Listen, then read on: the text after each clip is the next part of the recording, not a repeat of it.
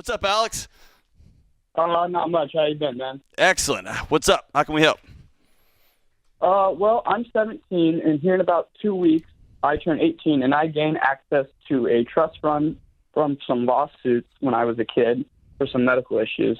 Okay. And it's quite a bit of money, and I was just calling to see, what do I what do I do about that? How much money? It's more money than I've ever been accustomed to. How much? 3.5 million. 3.5 million. Okay. Are your parents in the room with you? No, they are not. I asked that the wrong way. Are your parents in your life? Yeah. Okay. Are they going to be helping you with this?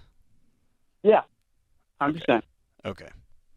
When it comes to this amount of money at your age, it would do you a solid to have a long pause before we do anything with this money. And there's going to be a lot of people who are going to want a piece of this, who are going to be happy to help you manage this money. Alex, people are going to come out of the woods. They're going to come off your roof. They're going to come out of everywhere. Now, have you had a job before? I've always had summer jobs, but I'm an athlete all year round, so it's just like a summer gig. Okay.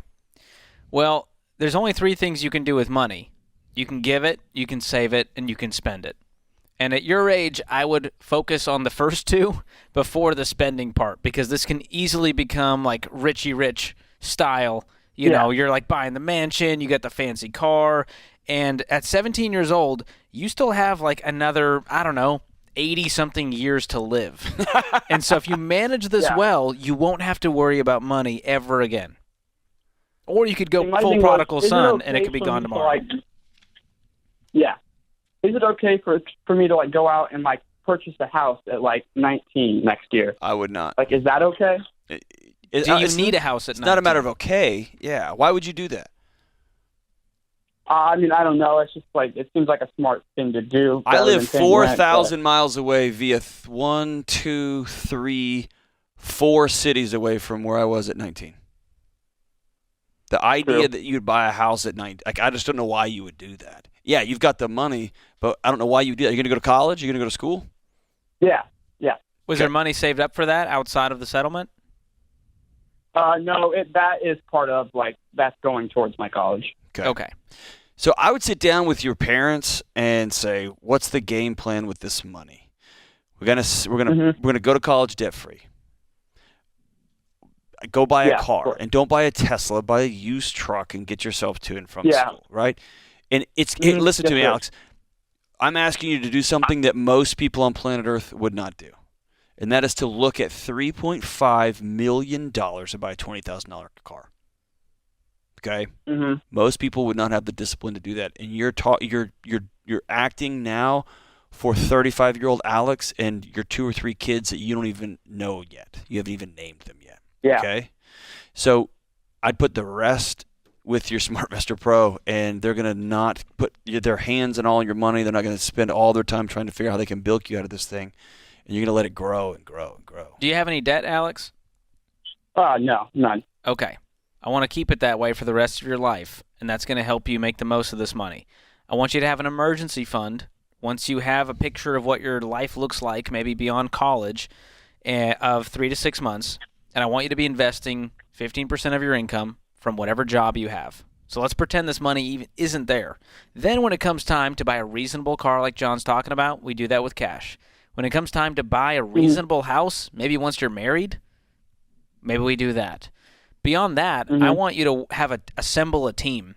And you can do that at RamseySolutions.com. We've got people in the tax industry, in the real estate industry, in the investing industry. You've got to start assembling your team of people who care about Alex, who want Alex to win, who can help you do things the smart way, who have your interest at heart. And so that's what your best move right now is. Make a game plan with your parents and assemble that team of people who can help you manage this well and be a good steward of what was given to you. Hey, Alex, this is a hard question I'm going to ask you. Are your parents trustworthy? My mother, yes. Okay. If this money has specific legal designations, this money is for you, this is your money, I can see a scenario, and I'm not saying this is your parents, your dad, or your mom, a scenario where people want this. Your parents want this money to pay off their house, to pay off their debts, to pay off their things. And so if you find yourself in a situation where you are feeling uncomfortable, that other people are using you as a lottery ticket, it might be a cousin. There are going to be several cousins that come out of the woods on this one. It's best to say, I'm going to not continue this conversation right now and go get with a SmartVestor Pro, go get with a legal professional. This is enough money that I might even reach out and get an attorney that's going to help me walk through this and at the end of the day protect me, not from myself even, but protect me from other folks around. Man, the fact that you're 17 years old and you thought to make the phone call that you're thinking, I want to do this right, tells me that you're way, way ahead of the game, man. As George said, you got 80-something years to go. So slow play this. You're in no hurry. You got your college taken care of, and that's the next, 3 or 4 or 5 years of your life. Then let's invest in Alex right now because he still has to live a life. Yeah. He's going to work a job. You're not just going to live on an island somewhere. But if you invest, I did some math for you. You invest $3 million of this over 30 years, you're going to have upwards of $50 to $60 million sitting there. Imagine what you could do for your community, the ways you could give. Man, that's inspiring to think about. Exactly, man. Because you were a good steward of this and didn't blow it to look showy on Instagram. And I don't feel that from Alex at all. No, man. But, man, that's a lot of weight to put on a 17-year-old. Yeah. So that's a lot. Call us back if you need help along the way, man. We're here for you.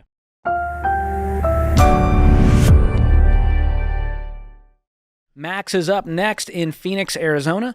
Max, welcome to the Ramsey Show, my friend. How you doing? Good. How about yourself? Doing great. What's your question today? All right. So my question, it's a little bit more of a broad one. I am, just for context, 19 years old. I do work full-time, been working full-time for the last year and a half. I make about $200,000 a year pre-tax. Excellent. What do you do? I sell cars. Excellent. That's a lot of cars. Yeah. How did you do this at 19?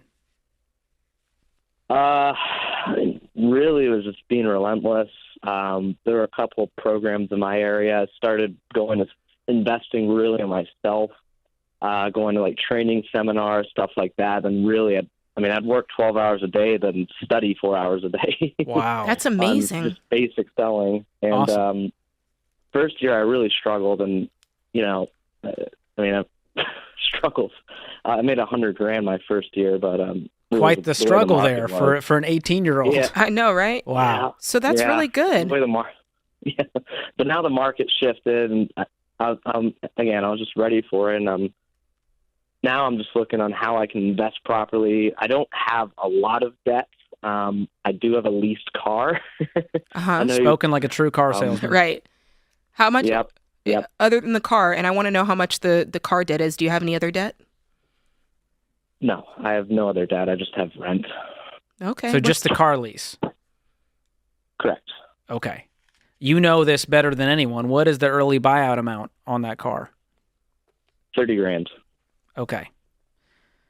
Well, how much money do you have in the bank? So it'd be, just to explain it better, the residual value on it's $30,000. That's the buyout plus what I currently make payments on, which is $20,000. So it'd be a total of $50,000. Ooh. Oh my Lord. That's the full early buyout amount if you wanted to own this car free and clear. Yes, it's a $65,000 car. Sheesh. What kind of car is this? It is a Infiniti Q60 Red Sport. Wow. Sick whip. And if you, oh my goodness. Well, the good news is, as a part of your world and your income right now, it's actually reasonable if you can continue to make $200,000. Now, if you make $100,000 next year, we got a problem. That's right. Right, yes. I can terminate the lease early for $5,000 and turn it in tomorrow and forget about it. As a $5,000 stupid tax and call it a day. Correct. Oh. All right, that's an option. I do have the money to pay it off.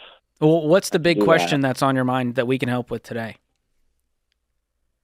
Really, it's just I'm trying to start saving my money, spending my money a little more wisely. I have about $100,000 in the bank right now. What? And, amazing. Yeah. And I'm trying to learn how to invest that and just really get started. And I have deep outside of the car. I'm a very frugal saver. I know where my money goes, but I just found Dave about a month ago, so I just started getting into it. I'm probably going to go through financial peace here shortly, but I'm really just trying to dial in on this and figure out how do I invest that money. So, as a car salesman, are you your own man, or are you on? Do they offer any benefits towards you? Is what I'm asking to figure out what your retirement situation looks like. 401k. They do offer a 401k. Is there a match? Yes. 50%. Sweet. Is it up to a certain amount? Yeah, it's up to, I believe, 20% of your take home. Cool. Wonderful. Well, that's a great place to start. Yeah. As far as have you been doing that? Yeah, I haven't been doing the full 20. I've been doing about 10, which is commission. It fluctuates a little bit. Just taking 10% of it a month is really about $1,000, $2,000 a month, give or take. So you could really walk up the baby steps with this. You know, you could make sure that out of that 100K, you're keeping 3 to 6 months of expenses out. In your case, I'd go ahead and keep 6 months out, just because your profession is a little bit more volatile and there's only one of you. It's only one income. So I'd keep 6 months of that. I would continue to do the 15% investing. And, you know, do you have any goals? You're 19. Are you thinking about, I mean, what are you thinking about? Yeah, housing wise. Yeah, I've been looking at it. I mean, I just moved to Phoenix about 6 months ago. So I'm still learning the area. So Very smart. Moved from Nashville, Tennessee, actually. Good. Very smart. Keep doing that. Keep learning the area. Give yourself about a year over there. And I think that you can kind of keep some of this money stashed away, maybe in a good money market account where it's getting some interest. And when you're ready, you know, you're going to have a nice hefty down payment when the time comes. Yeah, I mean, with your income, you truly could pay cash for something if you want to go real intense. But as long as you've got 20% or more down, you know, with your situation, you could put 10, but you make so much. There's no reason why you couldn't have 20. He needs to go for the gold. Get a 15-year fixed-rate mortgage. I know that's controversial in today's society, but man, when you get a 15-year where the payment is no more than a quarter of your take-home pay, you have money left over, which means you can live your life, you can pay it off early, which means in your 20s, you could have a paid-for house. Think about that. That's right. No payments in the world, a giant pile of money in the bank, and the rest of your life ahead of you to continue investing. You could buy more property with cash. You can the world is your oyster at that point. And Max, no more leases. No all more. Right? That was it. We learned the lesson. The snake bit us. We're not leasing anymore. Because I want all the other car salesmen to look at you at 19 making this kind of money with no car lease, and they're going, I don't understand, Max. Leasing is great. This is what we do for a living. And you go, nah, dude. I found Dave Ramsey. I'm trying to live a debt-free life. And they're going to look at you going, will you show me how oh, wow. You're investing that much? You have a paid-for house. Okay, I'm listening to Max's plan now. All right. I love it. Way to go, dude. That's inspiring right there. These young people killing it, George. Step it up, old people. Max has got you beat by a mile. Are you talking to me, George? No, I didn't look at you when I said it. I was not making eye contact. This is The Ramsey Show. Sean starts off this hour in Chicago. Hey, Sean, how are you? I'm good. How are you doing today? Better than I deserve. What's up? Okay, so I just graduated college, and I'm about to move to California, cross country. I'm from Chicago to start my job. I took out $126,000 in loans. At this moment, I owe $140 because of interest and stuff like that. And if I pay for 12 years at a steady rate, I will pay over $200,000 with interest and stuff like that. My starting salary is $75,000, and I'm looking at the payments that I owe, especially for my new car in college, and I'm starting to stress out. And I was wondering if you knew how I could basically take my first step into financial adulthood. Sure. Cool. What are you going to do for a living? I'm an aerospace engineer. Okay. That's my major. So you're good at math, and that makes this overwhelming, doesn't it? Yeah, it does. Yeah. So what part of this formula made buying a car a good idea? Because it's not Chicago and it's not New York, it's LA. So no matter what, I will have to drive to my work, and I don't have a car. Yeah, but what did you buy? I got a Kia Niro. Brand new. It is brand new, yes. Yeah, and so you went and spent a bunch of money on a car when you were already over $100,000 in debt. Okay. What do you owe on your Kia? 27, 28. Okay. All right. I got it. Oh, sorry. Well, number one, I cannot imagine a world in which I would accept 12 years of servitude as my future. Yeah. Okay. And so I'm a rip the Band-Aid off fast guy, not pull it off one arm hair at a time for 12 years. Okay? Yeah. That sounds excruciating to me. And and truthfully, the best results we've had getting people out of debt is a rip the Band-Aid off kind of guy. But what that just described was a young guy who just got his first job in freaking Los Angeles, making $75,000 a year, who's getting ready, if you do what I tell you to do, to have no life. Yeah. Yeah. And that means you got to sell the car because you shouldn't have bought it. It's a disaster. And get you a cheap car, like a $5,000 car to drive to work. And then keep living like a college student, because you had never made $75,000 in your life. You probably had never made $7,500 in your life. Nope. Okay, so you've been living on nothing. Well, sort of. You've been living on student loans, but you've been living on, a very, very sparse lifestyle. So I want you to live on beans and rice and beans, a scorched earth deal. And let's just do some simple math here, okay? If the car's gone and we got a $5,000 car, which you've got to do, that was insanity. And then we said, all right, out of $75,000, we're going to live on nothing. So we're going to put $30,000 on the debt. That's 4 years you're debt free. In 4 years you're debt free. And that's if you don't get a raise.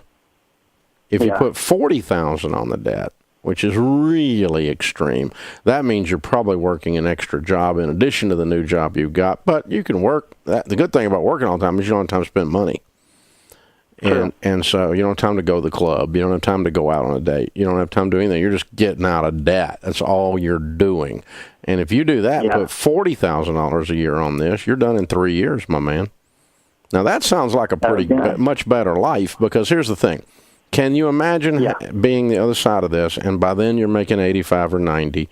You're 3 years older, which puts you at, what, 28 years old probably, right? 25. Now, 3 more would be 20. You'll be 25 at that point? You're at 22 now? Yeah, I'll be 25 at that point. Okay, I'm 22. all right. So you're 25 years old, you don't have a payment in the world, and you're making it $90,000. That's the future you, but between here and there is hell. Yeah. You're going to walk across hot coals, my man. Or you can do the 12 years of servitude and keep your car payment because your friends think you're cool because you bought a car and got a new big job, and blah, blah, blah, blah. And that's just normal and broke. And you're going to look like everybody else in L.A. They all look nice and are broke. By the way, it's true of every city in America, not just L.A. So you pull up at a stoplight, man, you can count the payments around you is what you can do. That's most people. And if you want to be most people, you can do that. But you didn't call me to be most people. You called me to not live 12 years of crap. So I would just go down in the hole and not come out for 3 years. And when you come out, you'll be a whole new person, completely clean, and be done. But that's going to be very hard to do. I'm asking a lot of a 22-year-old young man. But the more you do that, the more maturity you're going to show. That's living like no one else so that later you can live and give like no one else. I know mathematically you can do it. The question is, do you have the backbone to say no that many times to everything around you that is glittering in L.A. for 3 whole years and work an extra job and sell the car you just bought? So I'm asking you to do a lot of hard stuff. It's not going to affect me. I'm not getting any of your money. The only person that's going to affect you. But if you were my son and you were 22, that's exactly what I would tell you to do. Knowing what I know about building wealth, that is your shortest path to becoming wealthy. And if you do that, you will set yourself in a position in character and habits, in processes in your life called budgeting, and you'll set yourself up for a lifetime of success. But you can just wallow around in this and blame everybody else for you going $120,000 in debt plus interest plus a car, and blame everybody else if you want. That's what some people do. They blame everybody else. I was reading a thread this morning. This millennial was whining about how society had beat them up. And I'm like, I never hit you once, kid. I'll just show you how to get out once you dig your own stinking hole. Whether you're 25 or 35 or 55. We've all done stupid. And you've been doing it a lot lately, so it's time to turn it around. That's the thing. So hold on, I'm going to send you a copy of Graduation Gift. It's called The Total Money Makeover. It's a book that sold 6.5 million copies. It's on the bestseller list every week for about 10 plus years. And it'll show you exactly what to do step by step to get out of debt. And I'm here to help you. If you need help as you go along, Sean, you just let me know, man. You call me anytime. If you're working on this stuff and you don't understand something or you just need some encouragement, I want you to go win. I think you got the mental capacity to go win. You wouldn't have gotten the degree. Dumb people don't get the degree you got. You're obviously a smart guy. Now, the question is, are you going to be wise? There's a difference in smart and wise. This is the Dave Ramsey Show. Brought to you by the EveryDollar app. Start budgeting for free today. Today's question comes from Billy in Indiana. 10 years ago, I was destitute and owed $15,000 to the IRS. I raised my kids by myself with no contribution from my ex-wife. I followed your teachings, and I'm now debt-free with money in savings and investments. I'm retired and living very frugally, but I'm terrified of being destitute again. My weekly grocery budget is, am I reading this right? $35. Right. I don't use the AC in the summer and won't turn on the heat in the winter. This is from Billy in Indiana. He turns it on when it gets below freezing. Yikes. I've taken all the light bulbs but one out of all the fixtures in the house.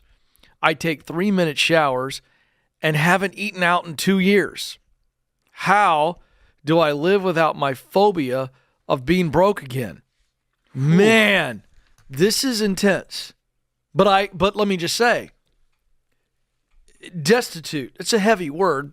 The kids, the youngsters, some stories behind don't know what that word means, but it takes down and out to a new level. And I think that him having nothing at all so seared his conscience. Yeah. I mean, this is as much emotional, relational as it is financial. I do, and I think he this has is money therapy. now. I think this is I think I would get some therapy on this to be able to create a narrative that is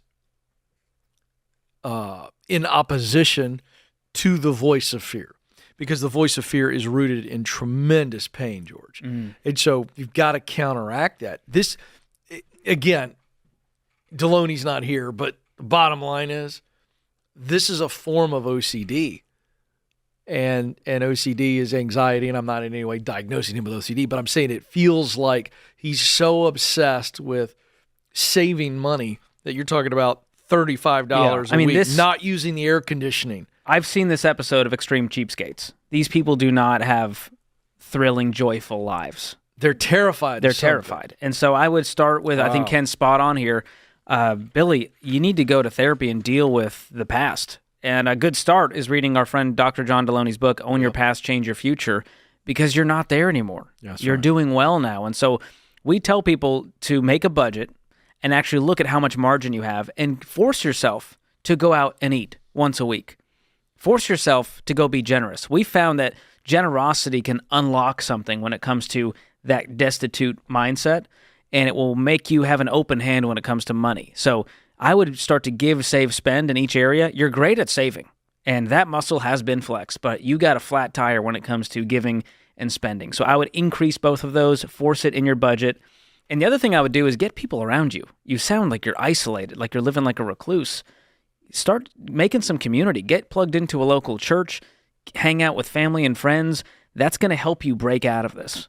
Yeah, I agree. I mean, this is just overcoming the trauma and then beginning to get the tools to get over it. But then you got to take some steps and go, okay, what if I spend $150 a week on groceries? Is it going to tank you? No. Can you? But I think the fear is so great here that even seeing it on paper, I don't know that that's going to solve it. Stair step it. We're going to spend $40 this week, $45 the next week, until you're spending a reasonable amount. I mean, this sounds like it's affecting your health. Yeah. If you're living in a 34-degree house eating literal rice and beans, that's frightening. So, Billy, we're wishing you the best, man, but you got to take some steps to knock yourself out of this vortex.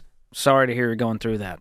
Create your free Every Dollar budget today, the simplest way to budget for your life. Brought to you by the Every Dollar app. Start budgeting for free today. Today's question comes from Terry in North Carolina. My wife and I have worked hard. We paid off our debt and have a net worth of $8 million. We still watch every dollar and save and invest as much as possible. My brother and his wife do not follow the same strategy. Recently, my brother approached me for some money because he has failed to pay taxes for years, and the IRS is threatening to put a lien on his house. He now owes over $100,000 that I know about. I believe in helping families, so I have given him over $23,000, and I plan to give him another $8,000 soon. I created a budget for him, set up separate accounts to help avoid reflex spending, and even recommended he listen to your podcast. Things went well for a month, but I found out he and his wife majorly overspent on gifts during the holidays. My worry is that my help has been a waste. He doesn't seem to recognize the damage that he is doing to our relationship by essentially spending my money on frivolous items while I keep the IRS off his back. He also doesn't seem to understand that every dollar I give him is one I can't invest myself. Should I just walk away at this point? I'm going to say yes. Let me back up my position on this, Dave. I'm looking at some of the language that you're using, and what I see here is resentment building. Because clearly you don't like the way he's living his life. I like that you're giving him the money and not loaning it to him. But because in your mind there's these strings attached that he's not following, I feel like it's causing unrest in you and in your spirit. I'm like, listen, you got to guard your heart a little bit, because if you keep giving him money and he continues to not do what you think he should do, it's just going to build up your anger towards him, your resentment towards him. I mean, you said it right here. You said, let's see, he keeps spending my money while I'm keeping the IRS off his back. It's like do you hear that, Dave? Yeah. Where he's getting angry. And what I also see here is you're trying to do everything for him. And as long as you do things for him, he has to do nothing for himself. Listen, he got to have a great Christmas because you gave him the money. And, it doesn't say this written here, but if you're just handing him checks for money, that's not going to work. Maybe you reach in and pay something off for him, but just giving him $23,000 and $8,000, you don't know what he's spending that on. If this was my brother, I would say, I love you, and I'm cheering for you, and I will give you encouragement and advice, but no more money. No more. I'm done. Because the money that I've given you has not helped you. You've not made any adjustments. What you did at Christmas was frankly ridiculous and insulting. Mm-hmm. After I tried to help you and gave you money, you went out and acted like a 4-year-old. And so I love you. I'm going to cheer you on. To the extent you want my help, I'm here to help you, but it won't be with any more checks. Yep. It has nothing to do with my net worth or my level of generosity.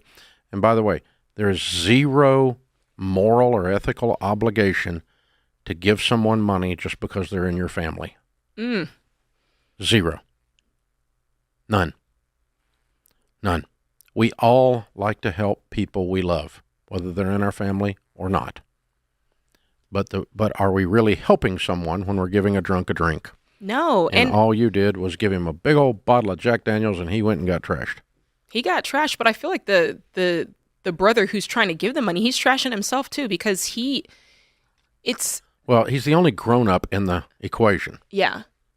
I mean, little brother or whatever he is acting like he's 4 freaking years old. Mm-hmm. I mean, who responds to a gift by going out and helping with money and after the giver of the gift says, okay, here's a podcast, here's a budget, here's separate accounts, right? And and here's some money, and we're going to stand you up, and we're going to put you on roller skates and push you down the road, and here we go. And what do? You take the skates off and throw them back at him. Come on. That's why I say if you can't walk away and just kind of shake your hands and walk away, don't do it. I wouldn't stop speaking to him. I would tell him you love him, and I'd be there for him and help him. But that you are not required to give someone who is misbehaving money. and you shouldn't, because you're financing the misbehavior. It's called enabling. Mm-hmm. Create your free every dollar budget today, the simplest way to budget for your life. Brought to you by YRefi. Refinance your defaulted private student loans today at yrefi.com/Ramsey. Today's question comes from Craig in Delaware. In previous years, you've advised using a tax professional, but lately you've been promoting a software that listeners can use to do their own taxes. We've had professionals do our taxes for years, so I don't disagree with that advice, but what is the reasoning behind changing your stance on tax preparation? Data. We did a better job than flying by the seat of our pants analyzing who was coming to the website. So if someone came to the website and RamseySolutions.com and clicked on ELP, endorsed local provider, for tax preparation, when they went to a tax professional and they had a extremely simple return, and the tax professional would charge $200 or $300 to prepare a return that takes 15 minutes, the people would say, no, I'm not going to do that. And so we were seeing like 60% of the leads that went through to the tax professionals were not qualified leads, meaning the people were they were not in the market to spend that kind of money to do a simple tax return, and they would opt out and go do something like TurboTax. And so we weren't serving the listener well. And it was aggravating our tax professionals because they were getting about over half of their people calling them were not turning into customers because they were not qualified leads. Yeah. And so the data told us that about half of our audience would prefer to do a quick, easy digital tax return. About half of our audience has a complicated return. They own a business, they've moved, they've gone through some kind of life change, or they have investments or whatever, and they need a tax professional, and a couple $100 is no big deal to them to have a more complicated return done, and they continue to use the tax professionals.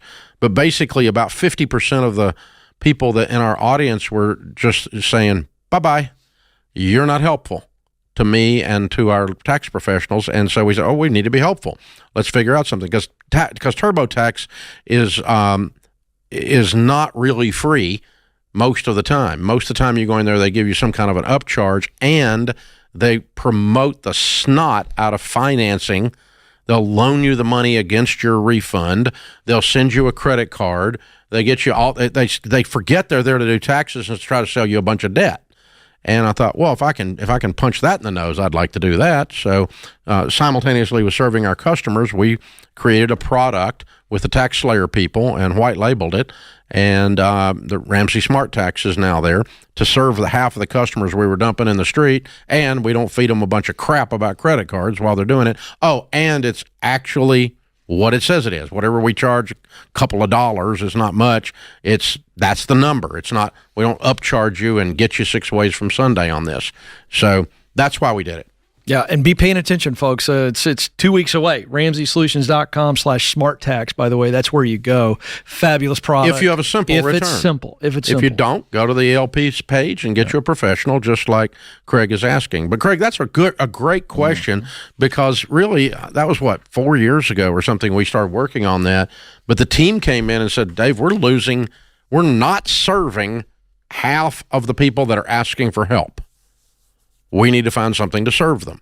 And prior to that, I was just like, everybody needs a tax professional. But I've always had some kind of weird return my whole life because I've been self-employed or straight commission or some kind of a thing going on I've had real estate, all this other stuff. So I've always needed so I couldn't imagine just, blip, blip, blip with a piece of software and being done. It doesn't occur to me, but it turns out half of our audience has a very simple return. If you don't have a simple return, don't use Ramsey Smart Tax. Get a professional. But if you have a simple return, don't pay somebody $300 to do something you can do in a few minutes with a simple piece of software for like $30 or something. That's a much better deal for you, and it's a lot faster, and it's very accurate. That was the other thing. I was worried about it being accurate. It's extremely accurate. YRefi refinances delinquent private student loans for struggling borrowers. Learn more at YREFY.com/Ramsey.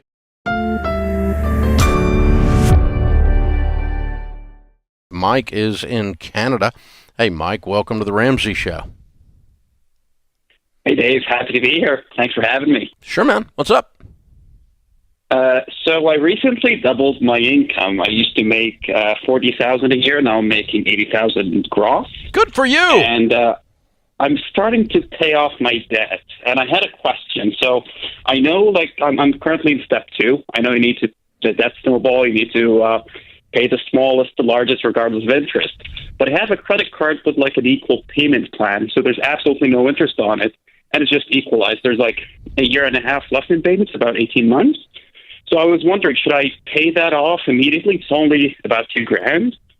But I also have like the second bigger loan is like a family loan for $6,000. So which one should I prioritize? Should I keep making the equal payments, or should I just squash that debt out, the $2,000?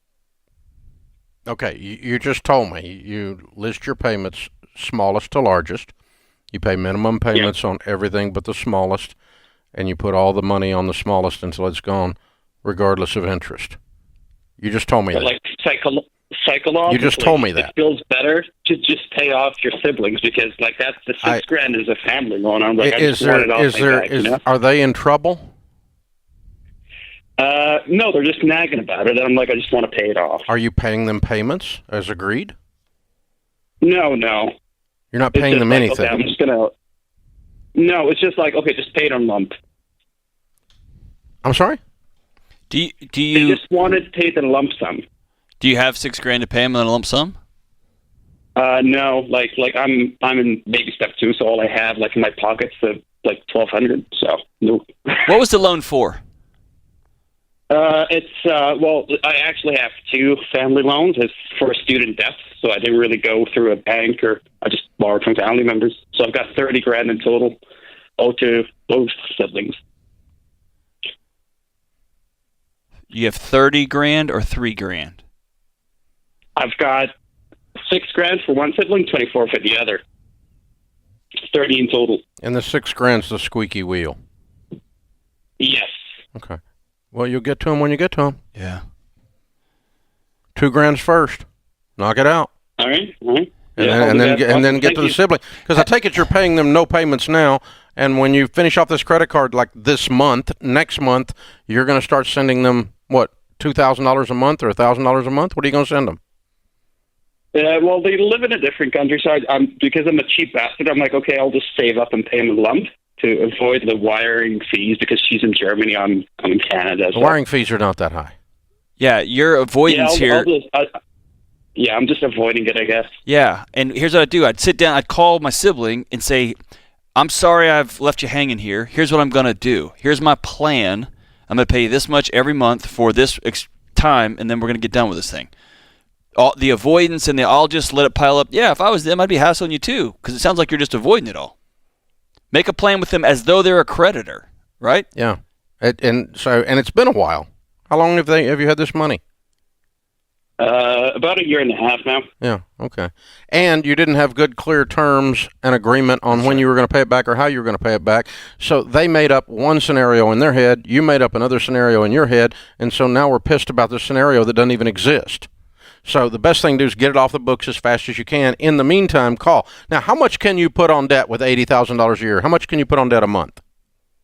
If I don't go out or don't do anything, yeah, like what we tell you to do. Yes, don't go out. What would it be? I'll try not to. Yeah, no, you don't have to try not to. Don't do it. God, didn't you watch Star Wars 1? There is no try. Just do it. So, how much?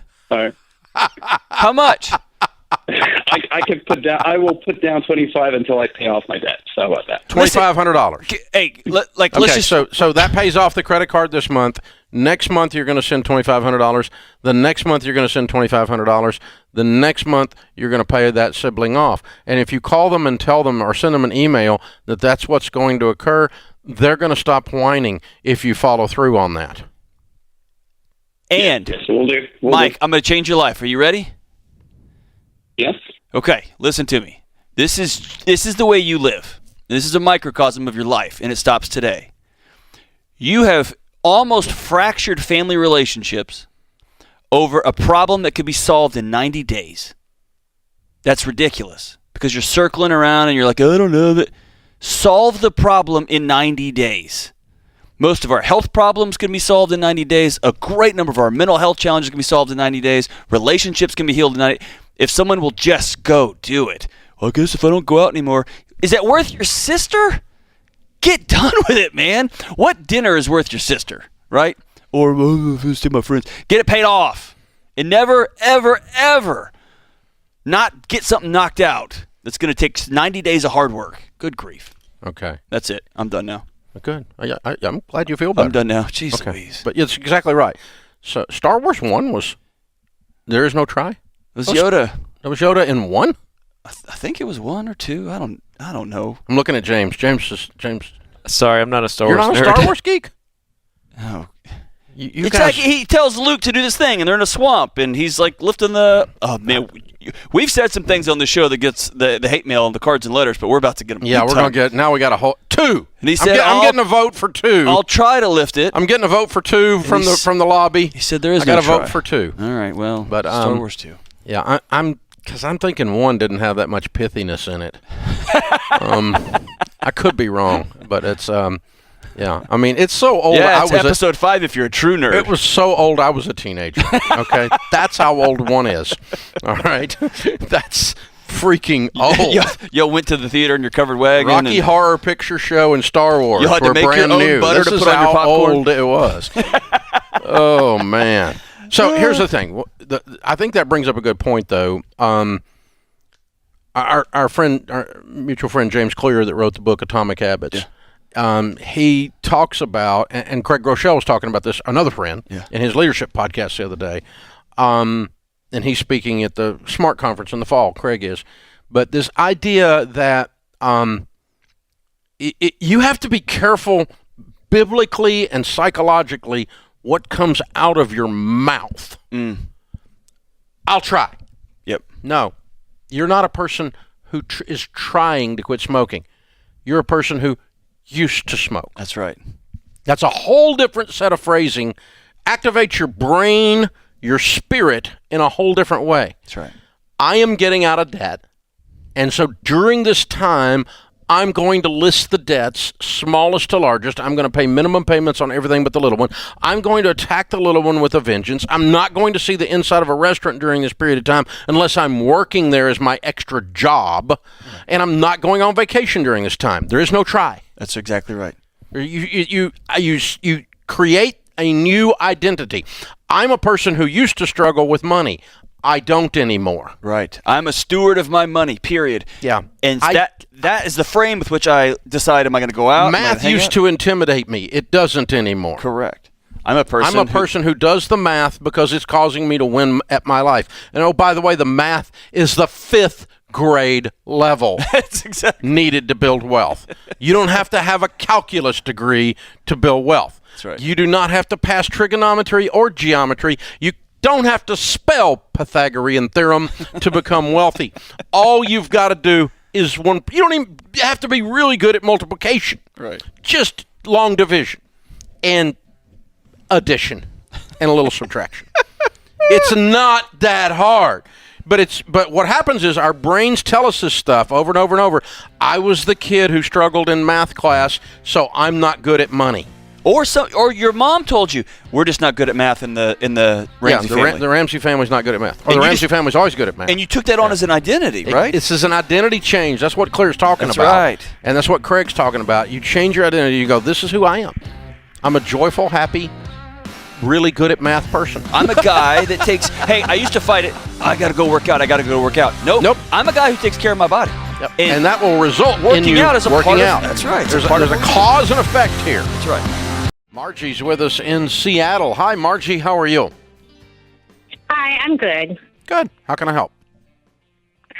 We're on baby step 2, and my husband got served with a summons for bad debt. And so after talking to some debt relief attorneys, like 4 of them, they suggested bankruptcy. Okay. And we're about 33 $34,000 in debt and credit cards, and we have like a $11,000 loan on our car, and about $100,000 worth of student loans combined. Okay. And what's your household income? About $28,000 a year. Yeah. Okay. Who's not working? Me. Why? My daughter is at home with COVID and everything, and my anxiety. Your daughter is how old? 7. And are you being treated for your anxiety? Yes.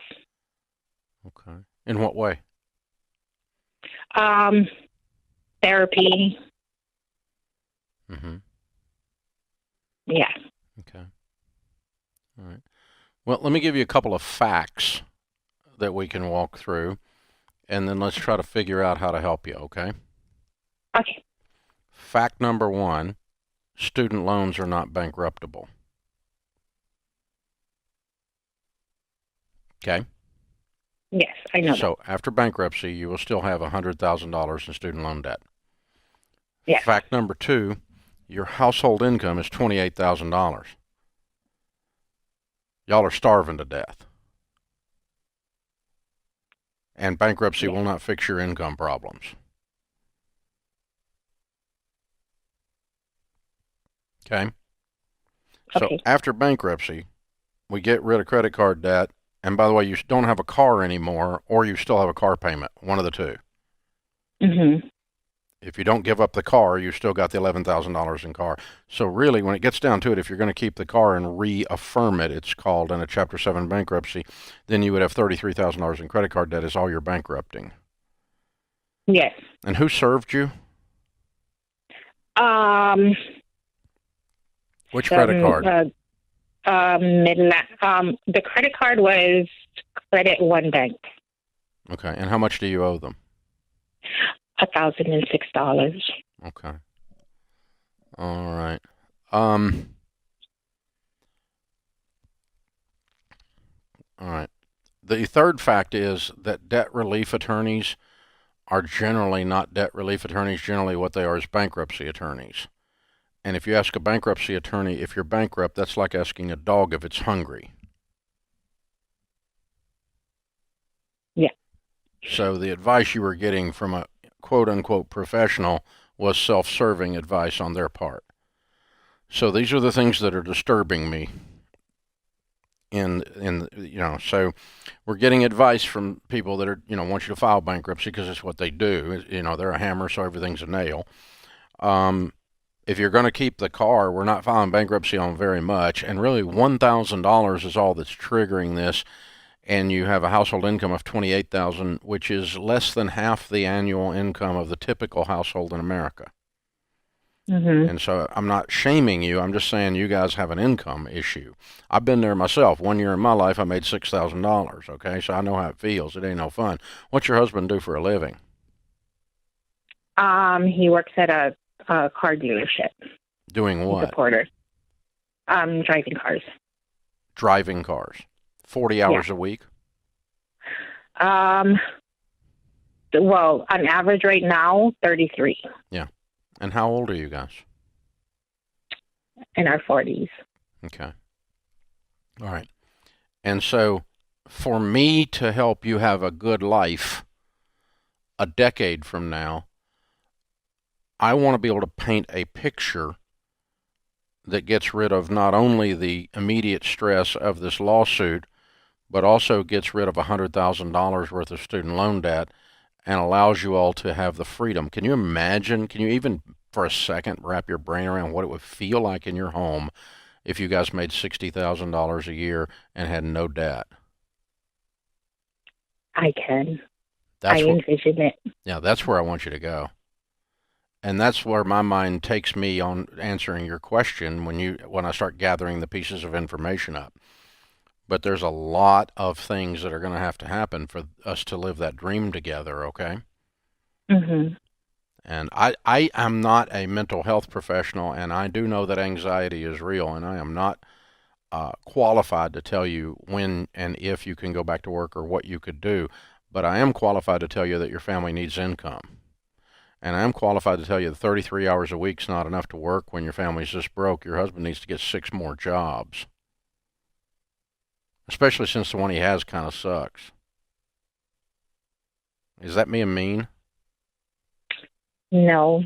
But, I mean, if it's a step up from where he was before. So that's good. Then he needs to let's take 2 more steps up.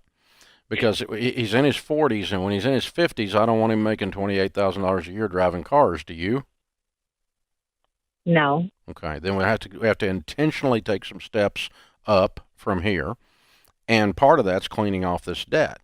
Who's got these degrees with $100,000 worth of debt? None of us. What did you study? I did accounting, and I transferred schools, so my credits didn't transfer, so I had to start all over, and so that's kind of made it difficult at one point. And what was the last job that you had?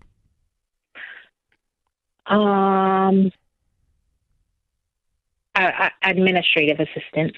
Okay. Have you ever done accounting as a vocation? Yes. Okay. What did you do?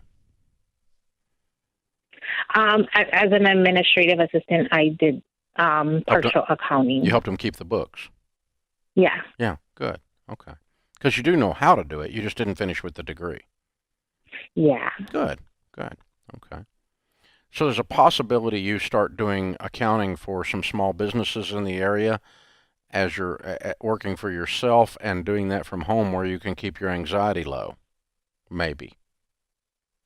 Yeah. I've been looking for work from home. Okay. Careers. Is it the going out thing that gives you anxiety? What gives you anxiety? Well, a ton of things. But as for me getting a job, it's more of the I'm afraid of letting them down. Mm-hmm. Not being able to show up. Okay. Understand. Oh, I see. So if you had an anxiety attack in the morning and weren't able to go to work, then you'd feel bad about letting them down and probably get fired eventually for doing that, right? Yeah. Yeah. Okay. Well, that makes sense. Has that happened before?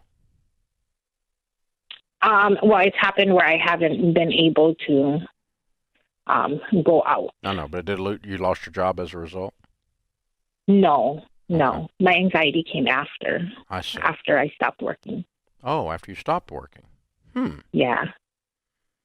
That's interesting. Okay. I don't know anything. I mean, Dr. John Deloney's not here to help me with this, so I'm kind of trying to channel my inner Dr. D here. But because I know that what you're facing is real. I do know that, and I'm not questioning that, but I'm trying to figure out a way to get you guys some income coming in. So I would prescribe, no, you're not bankrupt. Just ignore this lawsuit. They're not going to do anything. What are they going to do, garnish his wages? He didn't make any money.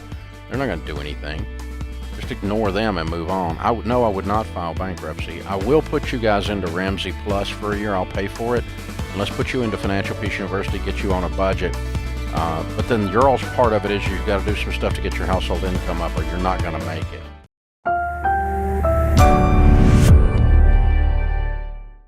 Rusty is kicking us off. He's in Mansfield, Ohio. Rusty, welcome to the Ramsey Show. Hi, thanks for having me. Thanks for taking my call. Absolutely. So I'm getting ready to graduate college here in May, and I'll be a pharmacist once I pass my boards. I'm 36. My wife's 32. I have a whole bunch of student loan debt, about $342,000 in student loan debt. Whoa. I have about 9,000 in credit cards. We have about 34,000 tied up in cars. And then I have a personal loan from a family member, which kind of includes a house. They put down their house as collateral with a balloon loan, so we've just been paying the interest to kind of live here. Oh, jeez. How much is that? Plan. The house was only $51,000, but in total with other money I owe her, it's about $98,000. So what's the total debt that you owe? $482,000. Oh, Rusty, how are you feeling? Are you okay? Yeah, I'm all right. I'm more worried than you I started are. listening to your show about a year ago, and I felt like I needed to pursue the pretty big shovel because I was almost done with school. So I have a job lined up. I'll start. How much are you gonna be after I making? pass my boards. I'll be making $108,000. And I have a job that'll be 7 days on and 7 days off. So I plan on picking up another job. Good. Yep. Awesome. Yep. And Okay. is that your household income, or is there more money? My wife brings home about $450 a week. So. What is she doing? Well, what does that pan out to? What do you think she'll make this year? She just started this job a few months ago, so I'm going to say maybe around 30 to 35, somewhere in that range. What is she doing? She's a customer service rep for a company. Okay. Is that full time? Yes. Okay. Do you guys have kids? We do not. That's something else I kind of wanted to throw in there. So we have issues, so we'll probably have to do like an IVF if we want to have kids. Okay. So I wasn't sure if where that would fit in either, because we're getting kind of older and it's coming towards that time or not at all. So totally. Wow. So how can we help today? I just kind of need a plan of, I guess, where to start. So the house doesn't have to be refinanced for another 3 to 4 years before they call for that balloon loan. So I wasn't sure if I should pay on other stuff for 3 years or so. Can you get out of this house situation? Yeah. Is it the house that you're living in that has the mortgage and the loan and everything, or is it the family members? So, my mother put her house as collateral for this house because this house is technically worth a little bit more. So, it's her house that is on the line, I guess. And how much do you have left? How much is left on the house? Oh, we've just been paying the interest, so the whole amount. Oh. Rusty, you're going to have to get... How much will it sell for? I honestly don't know. Because here's the deal, Rusty. Y'all are... 2017. Say again? We got it in 2017, so it's been a little while. I'm sure it's probably in this market went up a little bit, but yeah, probably has. So here's the thing, Rusty. You're in kind of a extreme situation with everything going on and the amounts of debt, which means in order to make movement, you're going to have to make some extreme moves. And we don't always recommend selling a home and that kind of thing to get out of debt, because for some people it's like, hey, you got $12,000 of credit card debt, and we're like, awesome, cut everything and pay it off as fast as possible. But it's a substantial amount, almost $500,000. And so if you want to start making some big moves, that's where I'm going to start looking first and foremost. It's like, where are the places that we can make some drastic moves? And I know you guys want a family in the future, and that's amazing. And we can definitely talk about that later on in this call. But like, you don't have kids right now. Nothing's tying you down to this house. Like, I would start eliminating stuff in your cars. You got $34,000 of car debt. How is that between both cars, or is that? Yes. Yeah, that's between both. Between both cars. What are the cars worth? So we owe about a little over $10,000 on one. It's probably worth about 12 or 13, and then we owe about 23.7 on the other one, and it's about 25, worth 25 or 26. Okay. Well, man, if I'm in your shoes, I'm feeling a sense of urgency, and I'm going, we are selling these cars tomorrow, and we're going to drive beater cars. We are selling this house next month, and we're going to live somewhere that we can afford. In a one-bedroom, and we're tiny gonna clean this apartment. up. I'm talking, yes, making these extreme. This is an emergency situation. And the $9,000 credit card debt, all of it. So like, Rusty, yes, what George is saying, and I totally agree with, like, there needs to be this sense of, okay, in order to make a dent in $500,000 of debt, we got to just make some moves. And so that's right, selling the car, selling the house, and then mapping out a game plan. So you're going to make $108K a year, but then that's every other week. So finding a job ASAP of what you can do every other week. Your wife's making $35,000 in this market. Honestly, I think she can make more. I would be looking for a different job. Like, I would be making huge lifestyle changes, because when you do that, what's going to end up happening is you're going to have all this other margin to throw at the debt. You're not going to you guys are going to be living on nothing. Everything's going to be going towards that. Because if you're not making these types of decisions, you're going to be in this for a really long time. And your patterns so far, Rusty, not to shame you, but your patterns so far of the decisions you guys have made with the credit card debt, the car loans, your mom taking out, collateral on her house with a balloon mortgage, like your whole mindset has to shift. Like you have to have this realization, what we've done has not worked. So we're actually going to have to do the opposite of everything I thought I was going to do with money. And so you and your wife together, like making this, because what I would do too is, and sorry, George, you can jump in, but like is having your why. What's your why? And for you guys to start a family. And yes, and we've had close, dear friends go through this process, multiple friends go through the IVF process, and it's long, it's exhausting, it's strenuous, it's sad. I mean, there's all that emotion, and then obviously the prayer of being able to have a family on the other side of that. I want that to be your why, like sacrificing so majorly to say, over here is what we want our lives to be. And in order to do that so well, as stress-free as possible, with as much money in the bank, these are the decisions we have to make. Yeah, and make sure you're cash flowing that IVF treatment. Don't go into debt for it, which means we got to clean this thing up and use that why. Listen, your life at this rate is going to suck for 10 to 20 years. I don't want that for you. I want it to suck for 2 years because you got gazelle intense, you sacrificed, you did everything you could for your family, for that future kid. That's what I want for you, Rusty. I'm going to gift you 1 year of Ramsey Plus. I want you and your wife to go through all the Financial Peace University videos, get a game plan, get on the every dollar budget, and start attacking this thing with a vengeance because your life depends on it. Stephen is in Houston, Texas. Hey, Stephen, how are you? Hey, Dave, I'm doing great. How about yourself? Better than I deserve. What's up? Oh, man, I'm doing good. I had a question. Well, I wanted to know, I am completely out of debt, and I want to know your opinion on saving up a 20% down payment on a house while living with my parents. I wouldn't. Okay. What do you make a year? $40,000. How old are I'm you? 23. Okay. Stephen, my experience is this. I mean, I've got, my youngest is 25. My oldest is 30 and married, okay? So, Gotcha. You're contemporary of my kids, in other words, age-wise. My experience with them has been this. I didn't want them to move out of the house. I love them, and we have a good relationship, and having them hang out at the house is a fine thing. It didn't bother me a bit, okay? In the sense of relationally, I wasn't trying to boot them out. But what did occur when they moved out, and they did move out at your age, and they got their own place, was that there was something that they walked a little bit straighter. There's a dignity to having your own deal.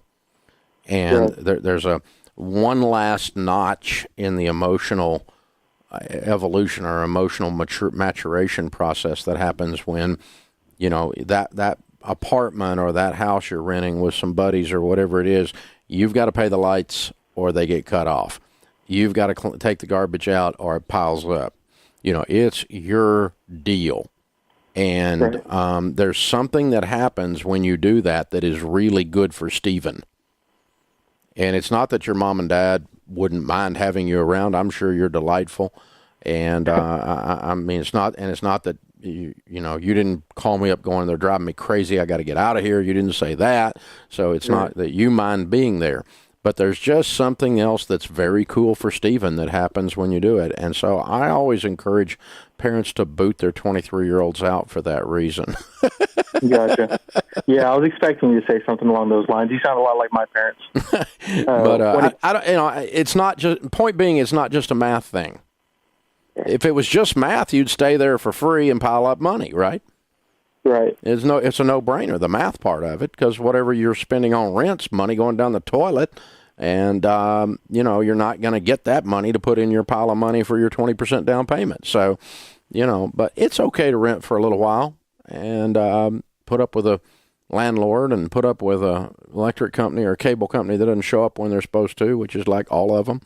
And, it's okay to do all that. And there's just something good for you about all that. So I'm going to recommend you go ahead and move, even though it delays mathematically your ability to save for the down payment a little bit. The weird thing is I think it all comes out in the end because I think what happens to you affects your income in a positive way, that because you're out there fighting, you're out there in the world. I mean, you're out there in the cold weather, so to speak. And so, yeah, that's what I'm going to tell you to do. It's been my experience, and it's been a positive experience. Thanks for joining me, sir. Open phones at 888-825-5225. That's a sharp young man right there. But to you parents who have that 30-year-old, that 28-year-old living in your basement, sitting on their butt, growing in the downstairs couch like a toadstool, you're an enabler, and you're destroying our society by allowing these little guys to sit on their butts. Kick them out. You're killing manhood in our culture. This is the Dave Ramsey Show. Hey guys, thanks for watching. If you enjoyed this video, click the subscribe button to get the latest content and check out these other great clips from the show.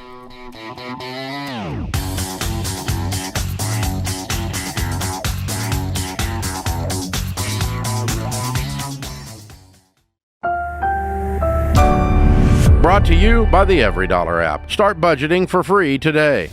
I've racked up about $156,000 in business debt, and I've kind of been contemplating bankruptcy, and I didn't know if maybe you thought I should or maybe had other advice or options.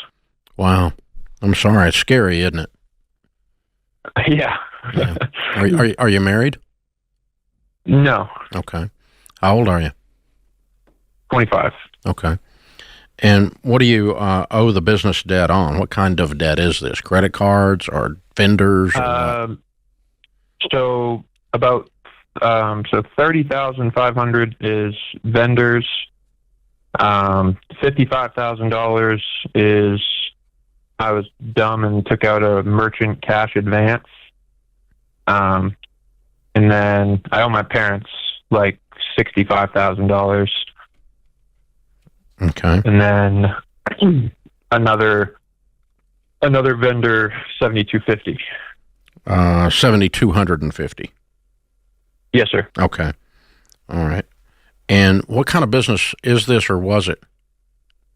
I sell cabinets and countertops. Okay. All right. And so a merchant advance on what? Yeah. So my future revenue. Basically, I gave them my bank statements, and then they said, "We'll give you this much," and it was like a daily payment. And then last year in 2024, I had a very slow time, and it pretty much just took me for everything I had. Yeah, that one got you. It's a payday lender of your world, yeah. Because the interest rate's also ridiculous, correct? Yes. Okay. And so what method do they have access to your current checking account? Is that how they clean you out every so often? They were. I've since put stop payments on them, and I was working with am technically still working with a consolidation agency, but that cost is like $1,200 a week, which I can kind of do, but it's hard to manage that. And every time I miss a payment, they're threatening to cancel the program, and it's non-refundable, and it's still another $28,000 I have to pay into it before they'll negotiate with them. And yeah, I think you stopped that immediately too. You jumped from the frying pan into the fire, didn't you? Yeah. Yeah. I panicked, and I did all that before I'd kind of talked to anyone about it. Now, pretty much my whole family knows, and I've been a little more open lately, so I've been getting some more advice. Yeah. Okay. So, if you didn't have this mess, did you do all this because you weren't making money? No, I was doing pretty well, and then I took a pretty sizable loss on a job, and I also got a little full of myself after a really good 4-month stretch. Mm-hmm. And I fell behind on my bookkeeping, which, looking back, that was kind of the debt. That was my detriment to it all. You did a really good job in 2 sentences describing what happened, because that's exactly what happened. I can smell it. You're really on top of that. That's very well done. You weren't doing your books. One job, you got out too far over your skis on, and they set you up for a fall, and you were feeling invincible. Those 3 things together put you here. I believe you. That's well done. Congratulations. Most people aren't that self-aware when they're in this much pain. Well done. Proud of you. We work with entrepreneurs and have for years. I've been bankrupt when I was your age, so I know exactly how it feels to be where you are. So the way we fix this is we take the things that are working and we apply them in a forced rank order of importance. Bankruptcy's not going to solve it because you can't bankrupt mom and dad. You can legally, but you're not going to. Right. You're going to pay them. No. So half of this almost is one thing, and it's them. Okay? Yes. So the rest of it is $90,000 worth of stuff. How quick can we make that? Now, let's pretend that you were just operating properly. You weren't out over your skis. You weren't taking jobs that could take you down. You weren't and you weren't borrowing any money. What can you make in this business? What kind of profit in a year can you make if you just started fresh? So last year I did about $400,000 of revenue. Right. And I have my margins are right around 31%. Okay, so you can make $100,000 a year, and you have a $90,000 problem. Yes. Because mom and dad aren't pressuring you. No, but okay. You want to pay them, but they can be at the end of the list, and that's okay. Yes. Okay. So now here's an idea. Nice as well. What vendors do you have to pay to keep supplies coming to keep the business open? What dollar amount does that represent? Pretty much the 37,000. Not entirely. Yeah, I didn't think so. Half of that. 14, 17. Yeah. About 20. Gotcha. Okay. About so 20,000. You need to get on the phone with them first, and we need to get on a program with them where we're going to clear them first, and in return, they're going to keep sending you supplies COD. Yeah, I've been paying them. It was a large. No, listen, I'm giving you a program. I'm not asking for the story now. I'm telling you what to do. Okay. Okay. Get on the phone with them and set up a program to pay $37,500 plus your new material needs going forward out of your 100. It's the first thing you do. The merchant people, tell them they're not getting paid, maybe ever, but they're certainly not getting paid right now. You're going to sit on the sidelines and we're going to settle up later. If you want to sue me, sue me. But I don't have any money, and if you sue me, I'm going to file bankruptcy, and you're going to get nothing. So you need to just sit over there until I can get this thing cleaned up, and then I'm going to come pay you off. Okay? You have a conversation with them, but you give them no more money and no more access to your business. You go make $100 a year, $120 a year. You clean up your vendors first, and then you keep the cash flow running. You keep your books up to date, and then you call them. Then you save up $30,000 and you call the merchant people that you owe $55 to, and you settle with them for pennies on the dollar. Then you go pay mom and dad the next year. Right. You're out of debt. I just got you out of debt in 3 years. Sounds good to me. It's doable. What I just described is very doable. I've done it 1,000 times. Now the trick is you got to believe it, and you got to be tough enough to run off these people that have been scaring the crap out of you. They've been running your life emotionally. They live in your head rent-free. Can you tell I've been there? Yes, for sure. It's no fun. And you feel like, they're saying you're not a good guy, and you're a good guy that made a mistake. You're not an evil person. You didn't set up a business to go screw somebody. Right. You're just a young guy that made some mistakes, and now you got to go clean up your mistakes. You can file bankruptcy if you want, dude. But you're still going to have to pay your parents, and you did all of it over $90,000 that I just settled for somewhere around 50. And you shouldn't file bankruptcy when you have the ability to make $120 a year. Not morally, but I mean mechanically, you shouldn't file bankruptcy when you got the ability to make $120 a year and $50,000 cleans up your mess. Because you're going to pay the $37,000. You're going to pay the $37,000 worth of vendors because you got to keep them in your life. The other people you're going to settle for 50 cents on the dollar, and then you're going to call mom and dad and pay them as quick as you can, and never borrow money again from anyone, not even your parents. Have you learned your lesson? Yes. Yeah. You can do this, Garrett. You can really do this. I promise you can. Isn't that cool? Yeah, it's the master class on when we get scared, man. We go to fight or flight. We stop thinking. And sometimes it just takes someone to sit down and say, hey, here's a plan. Here's the forest, here's the trees. Yeah. Yeah. Don't burn everything down. I'm lost in the woods. We don't have to burn the forest. Yeah, that's exactly right. Just got to cut that 2 trees over there and then we can get out. And then, but you got to keep walking. Yeah, just keep moving.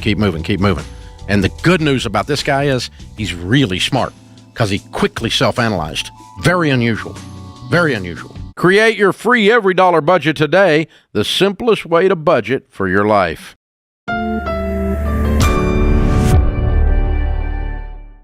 Today's question comes from James in Alabama. James writes, I'm in an embarrassing situation.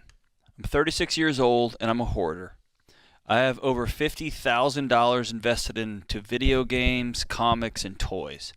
This is consuming the home that my mother and I live in, which is making her unhappy. I have about $15,000 in debt and earn about $35,000 a year. I'm really starting to wake up after watching your show, and I've been thinking about selling 99% of my stuff and living a simpler life. I just feel lost in the process, and I have trouble letting things go. How can I change my mindset about these things I've collected? Whew, this is tough. Dave, this is one of those challenges that people start trying to solve the immediate problem right in front of them, and you can do that. But something that is going on in James' life, I'm going to guess, is deep-seated, that he needs to go do some hard work. He's 36, still living at home. He's packed up stuff. He's running and hiding. This is a person who's very anxious and has probably got some childhood trauma that he's dealing with. So when I feel people get in this situation, I just can't break free. I can't break. This person needs to go sit down and talk to somebody. So the hoarding is the symptom, not the problem. Correct. Right. It is usually a response. It almost always is, actually. Some sort of anxiousness or trauma response, yeah. I've had some stuff go on, and I just start collecting, and I don't want to let go because I might need it. It's preparatory, and all of a sudden you look up and you can't move in your home, right? And this guy... distinguish for me, because I've got this friend who might be a little bit OCD, and he's got collections of things. I have a collection of water skis. I have a collection of wine. I have a collection of guns. I have a collection of whatever, right? And those things are things I got drawn into, and usually the community around them and that they represent, and or the memory or something. And so I just enjoyed the process, and they sometimes, not all of them, but some things run their course. Right. Like I used to buy a lot more guns than I buy now, but I'm kind of full, so I haven't bought a bunch of guns. I don't buy anywhere near the volume I used to. So I kind of ran its course, so to speak. But what's the difference in a collector and a hoarder? I would suggest a collector is somebody, like you said, that has a good community. This is something you do. This is something you enjoy. That thing that you're buying doesn't own you, right? Okay. And so I get a paycheck. I can't not go buy this thing. Like, it's an addiction. I see. Right? Okay. And if I said, if Sharon came to you and said, we have to sell some of these guns, your initial response is, I can't do that. Oh, I see. Not an intellectual argument, not a well, why would we do that? It's I can't part with this. And so you can look at somebody's house who's a hoarder and say, throw it away. Mm-hmm. You're asking them to peel back layers of security walls that they've built, literally. I see. Okay. And so this starts with, man, there's even a difference between someone who's a very aggressive, because I can remember like times I've been in a zone, like I got on a hunt for that thing. Yeah. Because to complete the collection. You're a hunter. Yes. You know, and I enjoyed that part of it, but that's different than I can't live without it spiritually. And you also did it differently when you had resources and finances and when you didn't. Oh, yeah. It's a very, very small percentage of the world. Of your net worth, right. Yeah, it's not like you made... Okay, I'm feeling better because I was kind of worried. Well, if you ever need to unload some of your wine or guns or bourbon, holler at me, and I know a guy. But, so James, here's the thing. I want you to reach out to a friend, reach out to a pastor in your community that you trust, a counselor. Reach out to somebody and say, I'm ready to get well. And this is going to be hard, and you're going to have some stuff you're going to have to deal with. You're going to have to go back and revisit some stuff that's going on in your life. But the fact that you're ready is so good, man. It's hard to get people here. It feels like if he were to come up under this and start getting well, the result would be the release of these things. It can be that you just start shedding stuff. It wouldn't be as much of a tearing. Right. It feels like right now there'd be a ripping sound, a tearing sound. And when that happens is what happens. You'll find somewhere else to plug this. So you can hire a crew to come clean your house out, throw everything away, And that addiction will just jump to something else. Yeah. Right. Yeah, the problem is still under there. That's right. Somewhere. That's right. So, but good for you, James. Yeah. And here's the other thing. I've bought real estate from people that were hoarders. Yes. And tremendous problem even getting inside to see the house on the inside. The shame from a true hoarder, someone who's really dealing with a psychological issue to that. Yeah. The shame around it is unbelievable. You just called something that's important. A lot of people think I'm a hoarder, and then you go to somebody's home who's a true hoarder, and you go, I'm not trash. that. It's completely. I mean, magazines smells to the ceiling. Smells bad. That's always smells right, bad. It's always nasty. It's animals. It's different. It's gross. It's different. So gross. Yeah. Yeah. I bought houses like that, and we had to, entire dumpsters outside after the, maybe even the hoarder had passed away, and we bought it from the estate and gone in and cleaned it out. It's amazing. Yeah. I mean, it's mind blowing when you go in there. So anytime you're about identity change, it starts with looking in the mirror and saying, I'm worth more than this. And let's start the healing there. But good for you, James. I'm proud of you, brother. Yeah, very good stuff. Very good stuff. Good, man. Yeah, that's very smart to recognize that. And here's the other thing he did really good that I think is a sign for his healing is he put numbers around this, and he started recognizing they were out of balance because he put them in the email. He did two things that were great. I make 35, I got 50, and I owe 15. Yep. I heard the three numbers. And I want to sell 99% of this stuff. So he did two things. He put numbers around it, and he took full responsibility. Yeah. He didn't say, I have this because of this. He said, this is on me, and I got to make some changes. Where do I start? Yeah. And this starts with saying stuff out loud to somebody else. But still, once even though that's a really good first rung on the ladder, he's still got to get up under it. Otherwise, it's going to his parts of his he are going to leave. He needs to detach from the heart before the stuff leaves. That's right. That's exactly right. That's a great way to put that. Wow. This isn't a matter of just throwing stuff away. And in America, we've all got, just about everybody's got stuffitis of some kind. If I get that, I'll be happy if I could just get that car. I'll be happy if I could buy those jeans. Billions and billions of dollars that we have in storage. What is it, billion square foot of storage space? Yeah, I don't know. It's ridiculous. Yeah. Yeah, we spend more on storing stuff than most countries' GDP. It's bonkers, man. Stuff that we don't use. Yeah. We're the only country in the world that when someone moves, they have a box labeled seldom used kitchen items. Yeah, it's like, I'll be happy when I get that thing from Ronco. That's the big difference. The two sets of knives. Can you be happy without that gun? Can you be happy without that car? Would it be cool and nice? Of course it would. Will I still be worth being loved if I don't have that? Yes. Yeah, I quit buying cars for other people a long time ago. That's one of the things going broke. I still got really nice cars. Again, I got really nice cars, but they're for me. I love that. It's because I like driving it. And I don't really care whether you like it or not, because I like it. Yeah. That's a whole different thing than I used to do in my 20s. Whole different thing.